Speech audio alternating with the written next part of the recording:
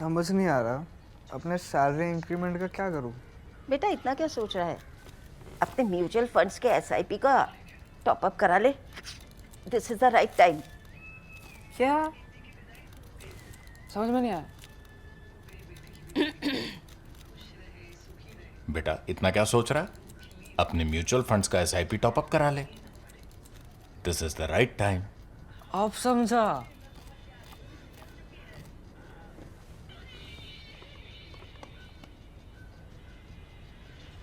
Mutual fund investments are subject to market risks.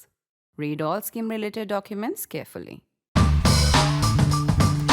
In Cut the Clutter today, we are talking about HAL or Hindustan Aeronautics Ltd. And for clarity, let me state that while this might have reminded us to talk about HAL, but the Tejas unfortunate crash in Dubai has nothing to do with this episode. There is no evidence, there is no suggestion, there is no thought that something was wrong with that aircraft. So at the very outset, let me get that out of the way. That disclaimer done. Why HAL? HAL is what Indian Air Force depends on. Not just Indian Air Force, also the Army, the Navy, because they also need a lot of aviation assets. So all the domestically produced or assembled aviation assets in India all come from HAL for Army, Navy, Air Force, Coast Guard, some other fellow PSUs too. The second thing is that HAL is a monopoly. HAL is a monopoly in platform building. Platform building means somebody might make some drones and things, but platform building, manned platform building, HAL is a complete monopoly. The second thing is we have a very unusual situation. I always keep saying, that's maybe my libertarian madness, that all monopolies are bad. I also say that all monopolies are bad, but government monopolies are the worst. All monopolies are bad, government monopolies are the worst because they also have the government as the shareholder, which can keep writing checks all the time and also has a more limited expectation of returns. That's a general point. It's not specific to HAL. In the case of HAL, what is the other side of the equation? The other side of the equation is that this is a monopoly which is dealing with a monopsony. Monopsony is a situation, it's the exact opposite of monopoly. That is when one buyer has so much buying power that buyer can determine the market, that buyer can influence the makers or sellers, etc. A good example of monopsony and how that is used today in negotiations as leverage is see what the Chinese have done to America on the purchase of soybean and corn, but more soybean than corn. In America, the farmers depend so much on their soybean produce. China has been the biggest buyer of American soybean. This time, when Donald Trump made some noises about China, he put some restrictions on China. First of all, the Chinese said that they will not sell critical minerals and also special magnets to America. That was denying something that they had leverage on. But then they also used the leverage of the buyer by saying, we will not buy your soybean. That is what completely threw Donald Trump, because that would have completely devastated the American farmer, who is so faithful to Trump, because nobody wants to annoy farmers anywhere. But in America, in the real America, as they say, in the deep Bible Belt, farmers are Donald Trump's most trusted and most valuable voters. Also, farmers can make a lot of noise anywhere. So Donald Trump keeled over once the Chinese said, okay, we will start buying a bunch of your soybean. That was the power of the monopsony. However, in India, can the Indian Air Force use the same power with HAL? The fact is, I will not say unfortunately or otherwise. Unfortunately or fortunately, that's not my remit. I don't give opinion on Cut the Clutter. I will just give you a factual situation. They cannot. Why? For the simple reason that the owner of both HAL as well as Indian Air Force or Army, Navy who want some helicopters and other aviation assets. The owner of both sides, the owner of the monopoly and the owner of the monopsony, are both Government of India. It's the same owner. The same owner sells stuff on this side, makes and sells stuff on this side. The same owner buys from the other side. This side writes checks to this side then writes dividend checks to this, right? That is how this works, and that is how this becomes a very, very unusual kind of arrangement. And that is why some change has come in, and it's a welcome change that government is now opening up all defense manufacture to the private sector, including aviation now. And now we see AMCA, for example, Aeronautical Development Agency, has given out tenders where they've invited bids. They've got qualifications for bids, but they've called out for bids from everybody, subject to their fulfilling certain criteria, not leaving it just a monopoly of the HAL. Now, how did this process start? This process started immediately in the wake of or after Op Sindoor, when the fact that Indian Air Force is so short of its fighter squadrons, it's now down to 29. You might say sanction strength is 42. I don't think we will see 42 in the next 10 years or maybe even 15 years. So let's forget the 42. But the fact is, it's now down to 29. Can it get to about 35 in the foreseeable future? And also more squadrons of aircraft that can be really used in combat, right? That becomes a very important feature. Now, that is where the fact that there have been such delays on the delivery of Tejas, particularly Tejas Mark 1A, that became a very important point. The second thing was that a whole bunch of helicopters, these were advanced light helicopters, after a couple of crashes on the naval side, these had been grounded. Now, when Op Sindoor happened, the Army and the Air Force were in a jiffy. They were given clearance to start flying them. The Navy and the Coast Guard are still waiting. I think there are about 24 with the Navy, 20 with the Coast Guard. So suddenly, this drew attention at this great state monopoly, which is HAL. It's a great company. It's a very important company for India. It's a national asset. And that's when in July, in a very unusual move, Principal Secretary to Prime Minister P.K. Mishra, he made a visit to HAL. That is what started a process of reform. It is as part of that reform now that in September, the government engaged BCG, Boston Consulting Group, as it used to be called, BCG, to do a report, to do a study on HAL with the intention to restructure it. Because HAL has now become humongous. It's very, very, very large. And I will give you an idea of how large. I can't tell you how much land it has, but it has enough land to build cities.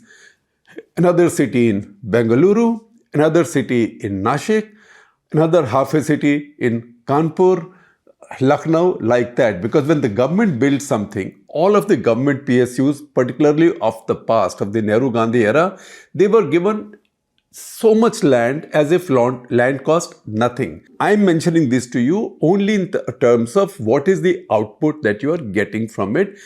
Return on capital employed, and capital employed also includes land in this case. And that's the reason government has sometimes talked about monetizing the land with PSUs. That said, let me not digress and let me not lose my way. Let's stay with HAL for now. HAL is a big, huge monopoly, right? With a lot of competences, big, huge monopoly, big, huge order book. An order book that will be the envy of most aviation companies in the world, right? And dealing with a monopsony which doesn't have the usual power they should have, being the sole buyers. In fact, this becomes an unequal situation where the buyer can only buy from you because you have a monopoly, and for what you can make, the buyer cannot invite rival bids from other manufacturers or a similar aircraft in the same ballpark. So what negotiations take place between, say, the Indian Air Force, MOD and HAL, I don't know. This looks to me very much like a catch-22 Milo Minder-Bender kind of situation. Government doing business with itself. Now, in this situation, look at HAL, and then we'll understand why Government of India, Modi government, may be wanting to restructure it. Maybe it's become too large and too humongous and maybe too unwieldy. For personnel, it has more than 14,000 people directly employed, about 15,000 directly employed, and tens of thousands through contractors because it subcontracts a lot of the work. That said, it has 5 big divisions. It has the jet division in Bangalore, the helicopter division in Bangalore. It has divisions. It has a humongous township and the MiG division, which also makes the Sukhoi 30 MKI. That, let's call it the Russian aircraft division. In Kanpur, it does other stuff. So it's got all these establishments that are spread out. Its market cap today, it's a listed company. Government of India owns about 71% of it. If you want the exact split, public owns only about 7.95%, and domestic institutional investors 8%, FIIs, foreign institutional investors 12.26%. It's a robust listed company on NSE. Say about 0.5% shares, equivalent to about 0.5% shareholding in the company, are traded on an average every day. Its market cap is 2,97,000 crores. So see this data. I know that PSUs have their own limitations, but this is a PSU. In fact, at this point in India, there is no PSU of this size or of any size that's a total monopoly, because the next defense PSU, BEL, is not a total monopoly. It has a lot of other competition. Others are coming up. BEL today also has come to about as much market cap as HAL. HAL is 2.97 lakh crores or 2.97 trillion rupees, and BEL has come to about 2.95 trillion rupees. So they've got competition even within the defense PSU group. However, still within the defense PSU group, original defense PSU group, which got most of which got listed, it has the highest market cap, 2.97 lakh crore. Its turnover is about 32,000 crores. Now, where does it rank? If you look at the list of corporates in India, you can go to any website, you will notice that this company is 26th by market cap in India, 26th, right? Which is, you can decide your description for it, but I might say looks a bit underwhelming because Indian companies have really moved on. This, with a monopoly buyer, is 2,97,000 crores, which makes it 26th. But if you see its rank by turnover, by sales, by revenue, turnover, it is number 57 in India. So 57 by revenue, 26th in market cap, at 57th in revenue. You know who does it come under? Who's number 56? It comes just under Patanjali Foods. That's Baba Ramdev's company that makes edible oil and stuff. That is a good comparison. That's a good comparison point. Now, what this does is, and that might be the reason why government is looking at restructuring it, that this is a company that has made aircraft right from the late 40s. HAL started out being a private company between Seth Balchand Hirachand in partnership with then Maharaja of Mysore, Vodiyar, who gave all this humongous land, who gave all this expanse of land on the outskirts of Bengaluru, or which is now in the heart of Bengaluru, because the city has grown all around it, has its own airport. So the land was given by the Maharaja. The British took over the company in 1942 because they wanted it to repair US Air Force aircraft. Since then, it's been nationalized. In 1964, Government of India renamed it Hindustan Aeronautics Ltd, expanded it greatly, put a lot of money in it.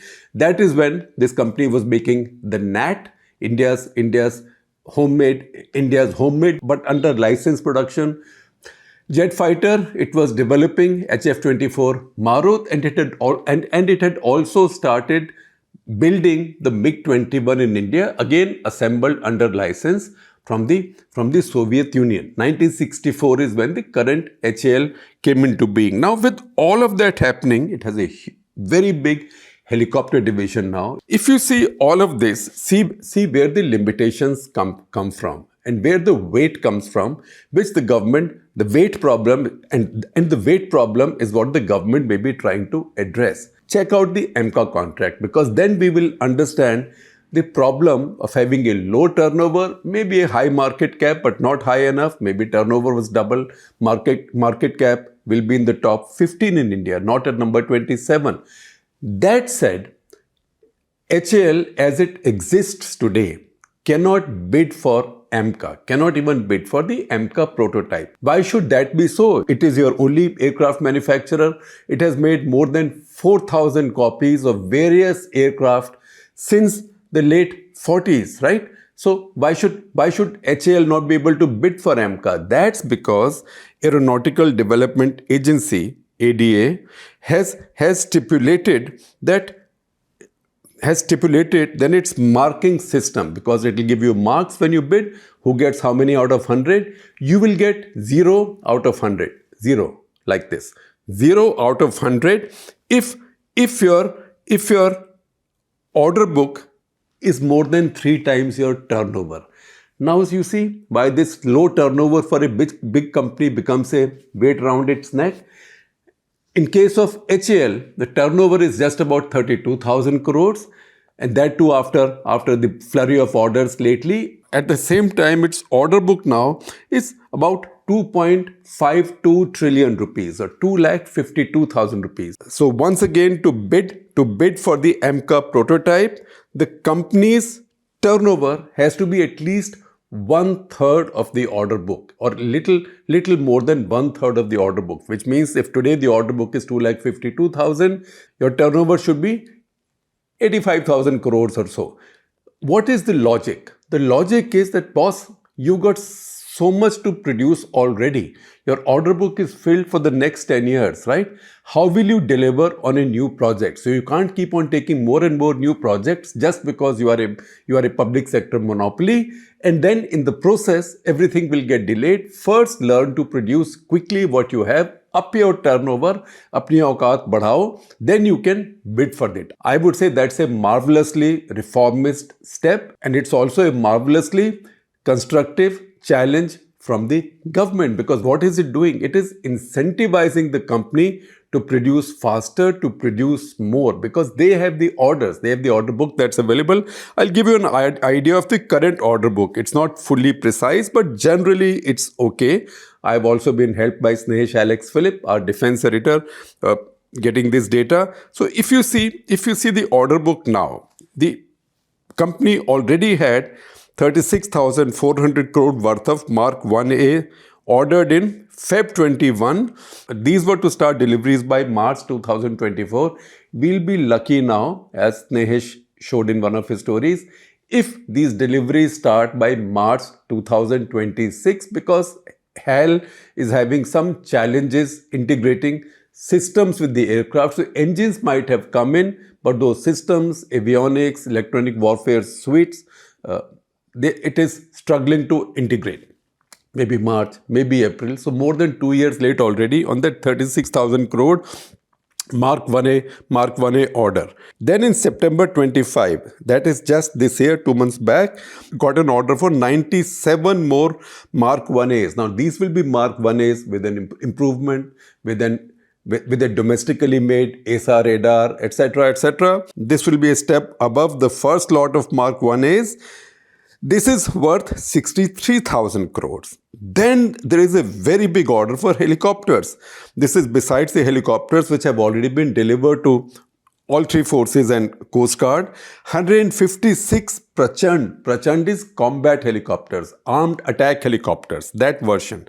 That order was placed in March 2025 for 156 Prachand helicopters, 90 by the Army, 56 by the Air Force. Now it's a different question that we'll debate some other day, that if the helicopters are going to be used in land warfare, then why should they be split between the Army and the Air Force?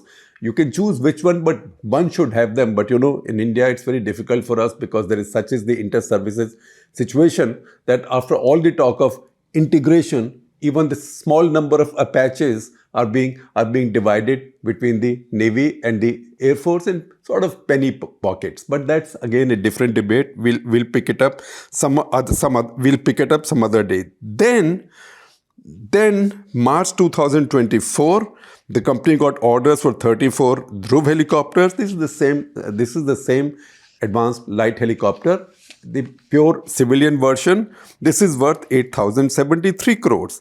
Then March 2024, it got a contract for midlife upgrade from the Navy for its Dorniers. Dorniers are used by the Navy for anti-submarine warfare, etc., coastal watching. That is 2,890 crores. If you add it all up, then you know the company's order book is filled for a very long time. And given what its order book is, its turnover is very low. What that means? Its turnover is very low. It's number 57th in India, right?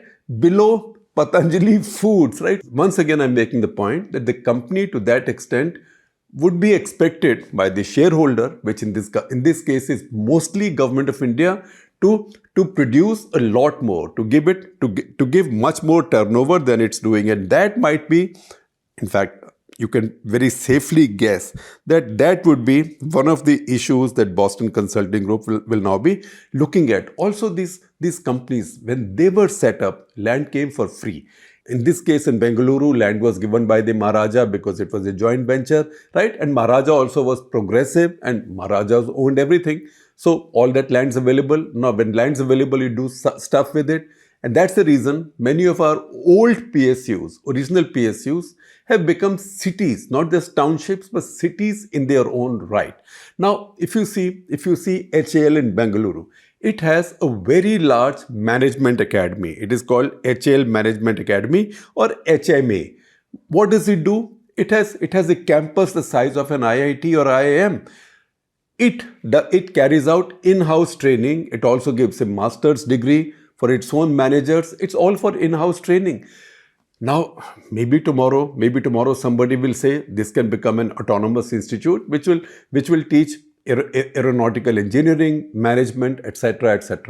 Similarly, the whole large division of helicopters, the division on transport aircraft, all over the world, big companies like this, that once you divide a large monopoly into many, the sum of all of them gets you much more value than the original. That's the experience.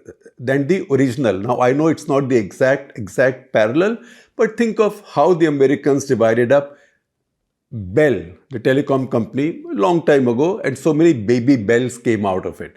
In this case also, you might see that, look, this has become too big and too unwieldy, right? It is too heavy a vehicle, and that's why it's moving so slowly. It's not delivering enough. So maybe helicopters can have a different division, different company with the CEO and the board.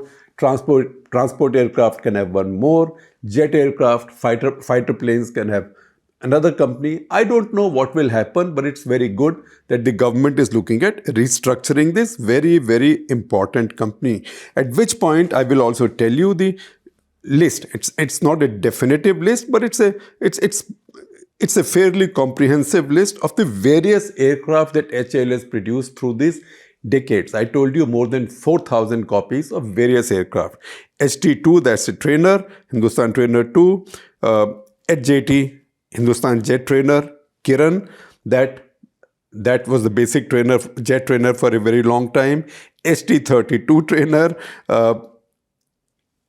then advanced light helicopter Dhruv, which is a multiple utility helicopter, light combat helicopter Prachand, then Dornier 228. It's working on a light utility helicopter project now, but it's been making Alouette, the French design, for a very long time, and it made lots of copies of it. LCA Tejas, so far it's only delivered 38. In fact, even of the first order of 40, 2 are yet to be delivered. 2 2-seat trainers are yet to be delivered. And then it has carried out a lot of licensed production. That is the NAT, the fighter of the 65 or MiG-21, the various iterations of it, MiG-27, Jaguar, Sukhoi 30, and not to forget Hawk, the earlier advanced jet trainer, which is now out of production, and the Air Force has been desperately asking for a new advanced jet trainer. And that is a project that's not even talked about these days. We had spoken about HAL and India's struggles with the jet engine for a long time. Once again, it's not as if HAL has not made jet fighter engines. It's made a lot of engines, except that it hasn't developed the ability to build one on its own. HAL, in fact, started building a jet engine in 1957 when the plant was set up to make Bristol Siddeley Orpheus engine. That is the engine that went into the NAT. And then it made engines for the MiG, for Sukhoi, etc., but has not been able to design one of its own, not even with partnership with DRDO. Now we understand it's very challenging to make a jet engine. At the same time, remember that HAL has been making jet engines, fighter jet engines under license since the year I was born, right? Since 1957. So there is a lot of experience and there is a lot of knowledge sitting there. Once again, in conclusion, HAL is a great company. It's a great national asset. We in India should be, and we are very proud of it. At the same time, it's been there in the same shape in a way and expanding from the same core for more than 80 years now. For more than 80 years, time has now come to take a fresh look at it, and that is precisely what the government is doing. And from the indications that I see from published material, it looks like the government now is really serious in modernizing this and also confronting it for the first time with private sector competition. And you will see that coming to the fore with AMCA project, and also when private companies in India begin to co-manufacture the Rafale, large elements of the Rafale. HAL, therefore, we can say is now headed for its second innings or its second avatar.